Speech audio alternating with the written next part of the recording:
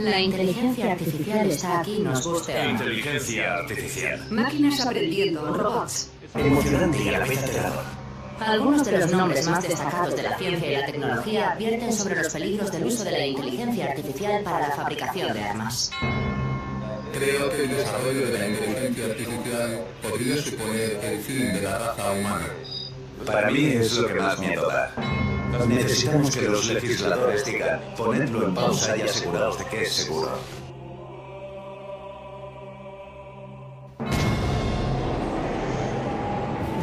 Tenemos señales de grandes cambios que están ocurriendo en el planeta. Todo ocurrió muy rápidamente. Hay arroyos que se están secando y que nunca lo habían hecho durante toda mi vida. Aquí hay un bosque que ya está al límite. Caminamos por un territorio desconocido. Nuestro planeta se halla en una encrucijada. El calentamiento global no está fuera de control, pero pronto podría estarlo. Las señales de alarma están a nuestro alrededor. Este es el desafío del cambio climático.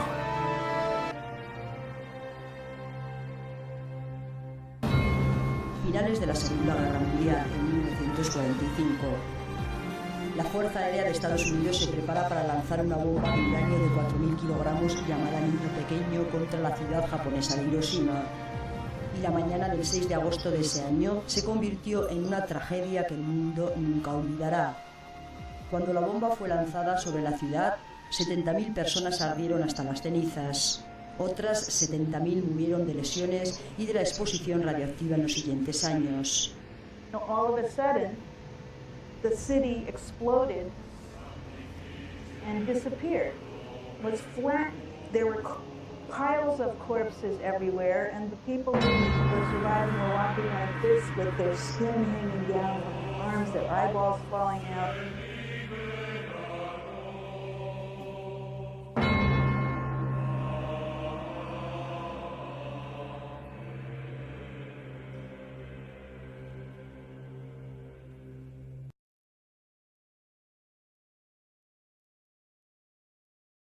Revolución física. Se empezaron a hacer una serie de descubrimientos que iban uno detrás de otro, ¿no? Salió Einstein con lo de su teoría de la relatividad y todo eso, ¿no? Claro, todo este conocimiento, todos estos descubrimientos llenaron a la sociedad de alegría, porque pensaron, wow, bueno, esto es riqueza, nuestras sociedades van a cambiar, este conocimiento tiene el potencial para cambiar nuestra forma de vida. Y hubo mucho optimismo y hubo mucha alegría. ¿Cuál fue el problema? Que 30 años después ese conocimiento se utilizó para la creación de las bombas atómicas de Hiroshima y Nagasaki. Entonces estos señores pensaron, este conocimiento se puede utilizar para bien, lo podemos poner al servicio de la humanidad, pero puede ocurrir lo contrario. Se puede utilizar este conocimiento para lesionar o para cometer acciones que lesionan de alguna manera a la vida humana. Así que dijeron, vamos a crear este reloj que es simbólico, para avisar al mundo cuándo el conocimiento científico y otros elementos que ahora veremos pueden llegar a poner en peligro la existencia de la raza humana tal y como la conocemos. La última pepita, no sé, es la medianoche, ¿vale? Entonces lo que ellos hacen es que mueven el minutero y lo acercan o lo alejan de la medianoche. Esa medianoche representa el fin del mundo. Esa medianoche es el apocalipsis. Y van acercando o alejando el minutero dependiendo de 4 criterios. Estos 4 criterios están aquí. Posibilidad de catástrofe nuclear, cambio climático, utilización de la biotecnología e inteligencia artificial. ¿Qué tienen en común estos 4 criterios? Estos 4 criterios tienen en común que todos tienen la potencialidad, todos tienen el potencial para acabar con la vida sobre la Tierra. Es algo que a mí me gusta porque al final es una analogía que lo que hace es avisarte de cómo está la situación en diferentes ámbitos, ¿no? Te avisa de cómo está la situación en el ámbito político, por ejemplo, en el ámbito científico e incluso en el ámbito de la ecología.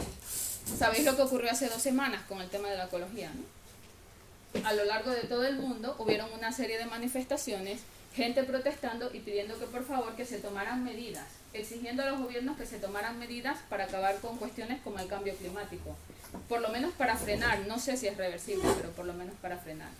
Esto es una cosa importante porque esto significa que en nuestra sociedad hay una fuerte conciencia de apocalipsis, hay una fuerte conciencia de que algo está pasando aquí que no está del todo bien, ¿no? Es curioso porque muchas veces vas a la iglesia y no escuchas nunca un sermón de Apocalipsis y de repente enciendes la tele y te encuentras con este tipo de cosas. ¿Y por qué hemos elegido precisamente este reloj apocalíptico? Bueno, porque hay ciertas conexiones que podemos hacer y que son fácilmente identificables en cuanto a los criterios de los que vamos a hablar en el día de hoy y las listas o los ciclos apocalípticos que encontramos en el libro del Apocalipsis de Juan. ¿De qué estoy hablando? Estoy hablando de los sellos, de los 7 sellos y de los 4 jinetes del capítulo 6, estoy hablando de las trompetas del capítulo 8, estoy hablando de los ayes del capítulo 9 y estoy hablando de las copas de la ira del capítulo 16, ¿vale? ¿Qué son estos? Estos son expresiones de experiencias apocalípticas que se han vivido a lo largo de la historia de la humanidad. Guerras, opresión económica, hambruna, pestilencias y desastres naturales, entre otros. Ahora, hay otra característica que es muy interesante en cuanto a lo que es el reloj apocalíptico, la dinámica que tiene y lo que Juan nos presenta en el Apocalipsis. ¿Cuál es? Que como dijo Carla, el reloj apocalíptico hay momentos en los que parece que va a llegar al fin, pero luego vuelve a un periodo de estabilidad, hasta que de nuevo vienen una serie de sucesos que vuelven a llevar el reloj hasta casi el Apocalipsis, la medianoche. Pues el libro de Juan es así en cierto sentido. Por ejemplo, cuando vemos las copas de la ira. Si tú vas leyendo las copas de la ira, van creciendo en intensidad, como si fuese a llegar ese fin que está proponiendo el libro. Pero de repente en la última copa parece que un nuevo ciclo comienza. Y lo que nos está queriendo mostrar Juan en el Apocalipsis es que la historia de la humanidad es cíclica y progresiva. Es decir, que avanza hacia un fin o hacia un ciclo final. El primer criterio que hemos visto era este, ¿verdad? Posible catástrofe nuclear. ¿Sabéis quién es este señor? Corea del Sur, del Norte. Corea del Norte, exactamente, el líder político de Corea del Norte. Vale, pues mirad, el año pasado, en 2018, los científicos decidieron adelantar el reloj, adelantar el minutero y colocarlo a 2 minutos de la medianoche. Es la segunda vez en la historia de la humanidad que el minutero está tan cerca del final. ¿Por qué lo hicieron? Mirad, lo hicieron debido a una cosa que nos puede parecer a nosotros una insignificancia, pero tiene su importancia, y es que el presidente de los Estados Unidos, Donald Trump, empezó a hacer unas publicaciones y a publicar unos tweets que eran bastante provocativos hacia este señor, ¿no? Entonces ellos tomaron la decisión de adelantar el reloj y lo justificaron de la siguiente manera. Tengo aquí los titulares de prensa porque todas las noticias son noticias de la prensa, o sea, esto aparece en la tele cada tanto. Lo que dijeron los científicos atómicos fue: nunca antes el boletín había decidido adelantar el reloj debido a las declaraciones de una sola persona. Es la primera vez que se hace. Pero cuando esa persona es el nuevo presidente de los Estados Unidos, sus palabras importan. Así que pidieron a Trump que por favor dejara esta retórica provocativa, que dejara de provocar, porque claro, aquí tenemos un problema, ¿no? No son cualquier pueblo, ¿no? Son dos potencias importantes. Si estos señores deciden embarcarse en la aventura de una guerra nuclear, el problema no es solo para ellos, el problema es para todos nosotros. Entonces lo que ellos pedían era: por favor, deja de provocar, porque si ustedes siguen adelante con este problema, de hecho, lo que este señor dijo ante las provocaciones, y esto fue una noticia de mayo de este año, lo que este señor dijo ante las provocaciones fue: nuestra paciencia tiene un límite. Lo que los científicos le dijeron al presidente de los Estados Unidos fue: si ustedes siguen provocando, vamos a tener que intervenir todas las naciones, o sea, se acaba la soberanía de cada país, porque esto es algo que nos afecta a todos como conjunto.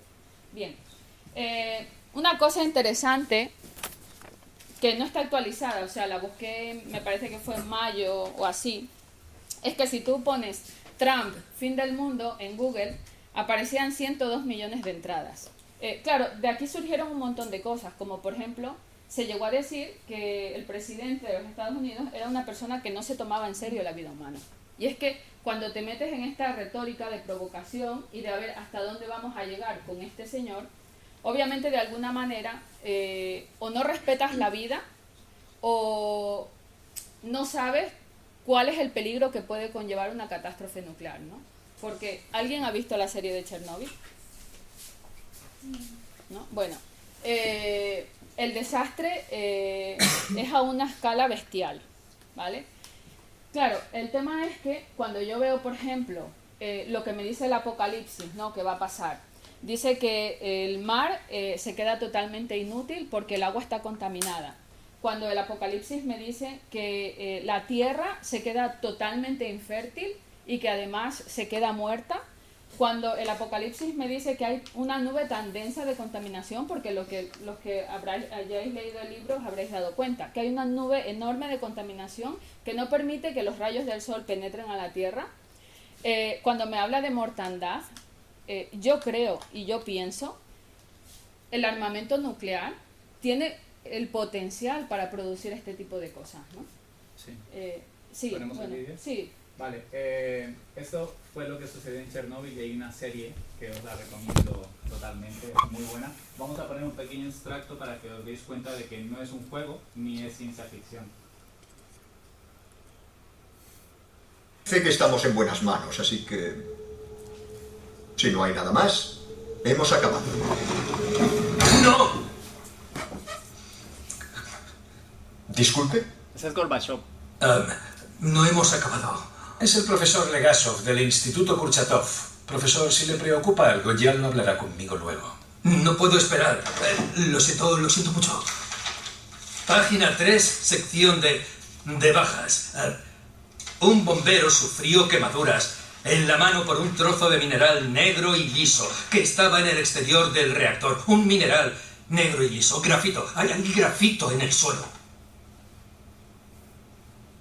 Bueno, porque explotó el tanque, hay escombros. ¿Qué importancia tiene eso? Solo hay un sitio en las instalaciones en el que hay grafito. Dentro del núcleo. Si hay grafito en el exterior, lo que explotó no fue el tanque de control, sino el núcleo y está abierto. Oh. Camarada Shervina. Secretario General, le aseguro que el profesor Legasov se equivoca. Bryukhanov afirma que el núcleo está intacto. Respecto a la radiación... Sí, 3,6 Röntgen, que por cierto no es el equivalente a una radiografía, sino a 400 radiografías. Aunque la cifra me preocupa por otra razón. Esa es la lectura máxima que dan los dosímetros comunes. Por lo tanto, nos han pasado esa cifra.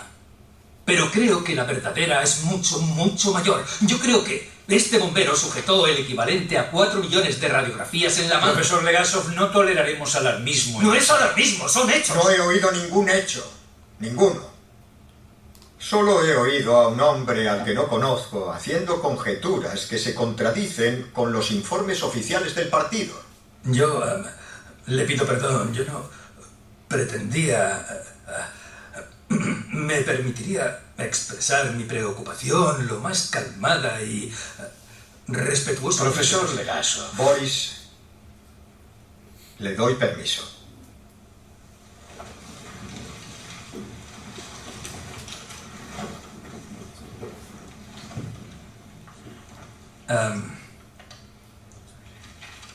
Un reactor RBMK usa uranio 235 como combustible.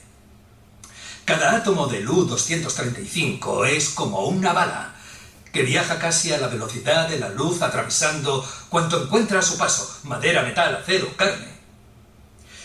Cada gramo de U-235 contiene 1.000 millones de billones de estas balas. Eso, un solo gramo. En Chernóbil hay unos 3 millones de gramos y está ardiendo ahora mismo.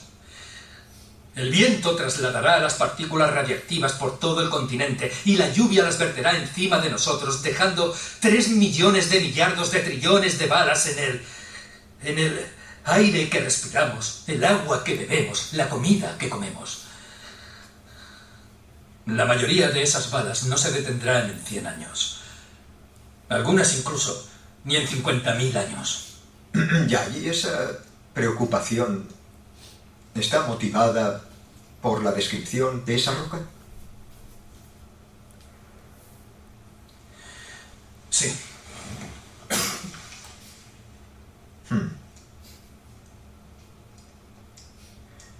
Camarada Shervina, quiero que vaya a Chernóbil.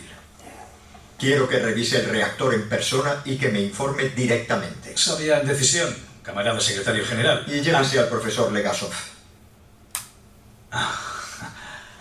Disculpe, camarada secretario general, pero... ¿Sabe cómo funciona un reactor nuclear? No. No. Entonces, ¿cómo sabrá lo que revisa? Se levanta... Me encanta esta serie porque además de mostrarnos una realidad como es el tema de la energía nuclear y es que tenemos en Tarragona Otra cosa que te muestra la serie es que en los gobiernos, tristemente, la gente que está en los lugares de poder muchas veces no tiene ni idea de lo que está haciendo. Y los menos cualificados son los que están allí, están gobernando y están tomando decisiones. Y es una cosa para preocuparse. No hagas spoiler. Pero es muy buena la serie y os la recomiendo. Seguimos con... ¿Te paso? Con la charla. Sí, déjame el... Sí. Vale. Muy bien, pues pasamos al siguiente elemento del reloj apocalíptico. Y ese elemento está muy presente actualmente y sigue la misma dinámica de los ciclos apocalípticos de los que os he hablado, ¿vale? Que parece que van en aumento, que nos van acercando cada vez más hacia ese fin, ¿no? Hace algunos años surgió la alerta de lo que es el deshielo de los polos, ¿no? Y cómo podría subir el nivel del mar con las consecuencias que esto tendría para muchos territorios. Pero actualmente ha surgido uno de esos nuevos ciclos que parece que nos vuelve a acercar un poco más al fin, y es la quema del pulmón del mundo, la Amazonía. Sabemos que se han quemado un montón de hectáreas y había un montón de focos abiertos, y me gustaría además de esto transmitir ciertos datos que vienen de organizaciones serias, como por ejemplo la WWF, que es la World Wide Fund of Nature, que es el Fondo Mundial para la Naturaleza, que es la mayor organización conservacionista independiente que hay en el mundo, ¿vale? Ella dice lo siguiente, esta organización: en el caso de España, el país entró en déficit ecológico el 11 de junio de 2018. Si todos los seres humanos viviesen como un español medio, consumirían el equivalente a 2,3 planetas por año, ¿vale? Una de las más grandes y más respetadas organizaciones. Siguiente, que la humanidad llegue a su fin en 2050, estamos hablando de 30 años, parece ser el argumento de una película de ciencia ficción, pero según un último informe sobre el cambio climático elaborado por el Centro Nacional de Restauración del Clima de Melbourne, esta podría ser una preocupante realidad. Bueno, el tercer criterio es este, ¿vale? Tiene que ver con biotecnología. La biotecnología es cuando todos estos avances científicos y todo el avance en la técnica se aplica a ciencias que tienen que ver con la vida, ¿no? Biología, por ejemplo, ciencias médicas. Esto es una noticia, fue una publicación de la UNESCO hace varios años, en la que decía, bueno, el genoma humano es declarado por la UNESCO como Patrimonio de la Humanidad. Y yo sé que parece una tontería y que parece una noticia así como muy, muy rara. De hecho, yo cuando la leí me impactó un poco. Pero bueno, realmente es una afirmación de la UNESCO que pretende ser simbólica, ¿vale? ¿Qué es lo que quieren conseguir declarando al genoma, que es nuestro código genético, como Patrimonio de la Humanidad? Bueno, que se le proteja. ¿Por qué hay que proteger al código genético? Bueno, porque parece que nosotros hoy en día no nos enteramos o no nos damos cuenta. De hecho, yo no tenía ni idea cuando empecé a investigar el tema. Hoy en día se están tomando decisiones en temas de ingeniería genética que tienen que ver con todos. O sea, se están tomando decisiones que nos afectan a todos. Cuando se descubrió la estructura del ADN, que es una cosita así helicoidal, ¿no? Cuando se descubrió la estructura del ADN ocurrió lo mismo que con la revolución de la física. Bueno, esto nos va a beneficiar lo que no está escrito, y así ha sido. O sea, si hay aquí algún farmacéutico o alguien que trabaje en el tema de farmacias o que estudie bioquímica, sabrá que gracias a la ingeniería genética nosotros hemos podido sintetizar y hemos podido elaborar muchísimas medicinas, ¿no? De manera rápida. Gracias a la ingeniería genética hemos podido manipular alimentos para poder consumirlos, porque no sé si sabéis que vivimos en un planeta que casi está sobrepoblado ya. O sea, hay zonas en las que la Tierra no puede producir al ritmo que nosotros demandamos. Entonces tendríamos déficit de alimentos. Si no pudiéramos manipular genéticamente los alimentos, y manipular genéticamente un alimento significa que yo puedo hacer que ese tomate o esa patata, en lugar de tardar 1 año en salir, salga en 1 mes. Si no lo hubiéramos podido hacer, a día de hoy hay sectores en los que no podríamos hacer frente a la demanda alimenticia. O sea que esto es positivo por una parte. Y no solo por eso, es positivo también porque el hombre tiene que cumplir con la obligación de hacer ciencia. Cuando en la Biblia, en el Génesis, Dios le dice al hombre, te he puesto sobre todo para que gobiernes, para que sojuzgues, para que gobiernes sobre los peces, para que gobiernes sobre las aves, sobre los animales, la labor del hombre es trabajar por el bien de toda la creación y por el bien de la humanidad. O sea, no estoy marcando contradicción entre lo que dice la Biblia y lo que dice la ciencia, porque el hombre puede hacer ciencia porque lleva la imagen de Dios. Como lleva la imagen de Dios, es un ser racional, tiene el deber moral de investigar y de hacer descubrimientos y poner todos esos descubrimientos y todo ese conocimiento al servicio de la humanidad para servir al hombre. Claro, el hombre se corrompe y detrás de todas estas cosas nos damos cuenta de que hay un momento en el que se ve la maldad, ¿no? Toda esta información, lo mismo que al principio, puede ser utilizada en nuestra contra. ¿Sabéis que nuestras leyes han cambiado? Y lo sé porque mi trabajo de fin de grado va sobre bioética y he tenido que hacer una amplia investigación porque efectivamente también me parecía alarmista. Pero las leyes están cambiando. O sea, las leyes han tenido que venir y poner un límite y poner una barrera a la ciencia porque se está diciendo, aquí se están traspasando unos límites que no son correctos. No es bueno hacer o no debemos hacer todo lo que la ciencia nos permite hacer. ¿Qué pasa si yo soy, por ejemplo, el presidente de un país, quiero ir a la guerra y no tengo recursos humanos para ir a la guerra? Puedo generar embriones humanos en un laboratorio, puedo modificarlos genéticamente para que sean más fuertes, para que sean más violentos y luego utilizarlos como un medio para el fin que yo quiero conseguir, que es ganar a la guerra. ¿Esto es correcto? La ley ha dicho no, y lo pone en la ley, no se pueden clonar seres humanos. No se puede modificar genéticamente a un ser humano, no se puede modificar para que sea más guapo, para que sea más alto, para que sea más blanco, para que sea rubio. No se pueden hacer este tipo de cosas. Es por eso que uno de los criterios es la biotecnología. Ocurre lo mismo que lo anterior. Como hay una decadencia moral en el hombre, como no reflexiona, como no tiene criterios, como no tiene parámetros sobre los que funcionar, todo lo que hace es bastante susceptible de que se corrompa, ¿no? El último criterio. Sí, bueno, tanto este criterio de la biotecnología como el cuarto y último criterio del reloj apocalíptico, que es la inteligencia artificial, nos están enseñando, nos está mostrando una dinámica que encontramos en la apocalíptica bíblica, en uno de los libros apocalípticos, que es el libro de Daniel, ¿vale? El libro de Daniel se cree que se escribió en el siglo VI antes de Cristo. O sea, fijaos la distancia que hay desde aquel entonces a ahora. Y el versículo que voy a leer está en el capítulo 12, o que voy a pedir a alguien que lea. Daniel, ¿alguien tiene una de sus Biblias o analógicas? Daniel capítulo 12, versículo 4, ¿vale?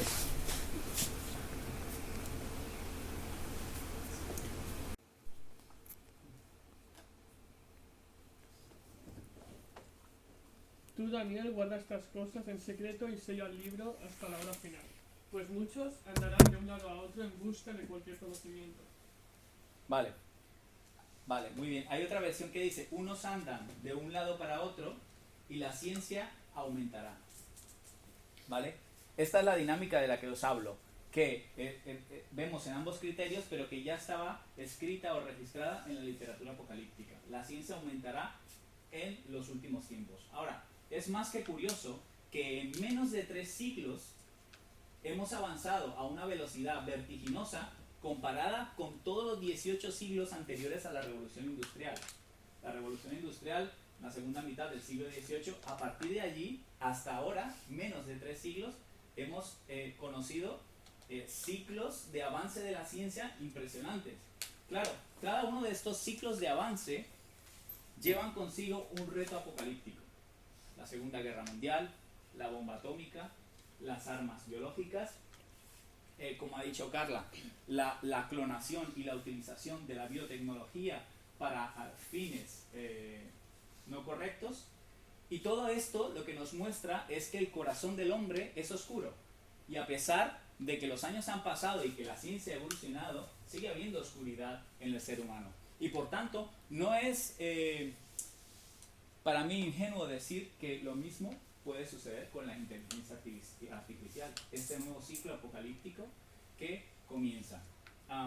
Claro, como dijo Carla, la ciencia en sí misma o el conocimiento no es malo, pero las intenciones y la motivación del ser humano, que se ha repetido una y otra vez en estos ciclos de avance, nos hace pensar que la inteligencia artificial puede ser uno de estos ciclos también que nos apunta hacia el final. Y lo que quería enseñar, no sé cuántos habéis visto, un presentador de las noticias de China, ¿vale?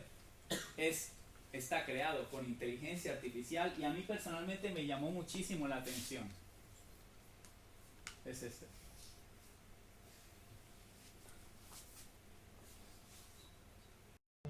Hello, everyone, I'm an English artificial intelligence anchor. This is my very first day in Xinhua News Agency. My voice and appearance are modeled on Zhang Zhao, a real anchor with Xinhua. The development of the media industry calls for continuous innovation and deep integration with the international advanced technologies. I will work tirelessly to keep you informed as texts will be typed into my system, uninterrupted. I look forward to bringing you the brand new news experiences.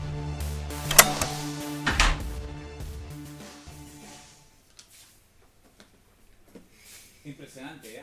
¿A dónde hemos avanzado? Lo que quizás hace algunas décadas era ciencia ficción y era impensable, pues el ser humano ya lo está alcanzando, ¿no? Y este crecimiento tan rápido y veloz, como os dije, pues lo encontramos en la Apocalipsis bíblica registrada en Daniel. Simplemente me gustaría terminar con una conexión más y con un mensaje de esperanza, y es el siguiente. Hay una conexión entre las plagas de Egipto narradas en el Éxodo y los ciclos apocalípticos de Daniel. Para los que no estuvisteis al principio, ¿cuáles son esos ciclos? Las copas, los sellos, las trompetas, los ayes. ¿Cuál es esa conexión que hay entre lo que encontramos narrado en el Éxodo y lo que encontramos en el Apocalipsis? Que en ambos son una respuesta o una ejecución del juicio de Dios sobre una nación que le da la espalda a Dios. Pero también son un aviso o un anuncio de un periodo de gran libertad para el pueblo de Dios.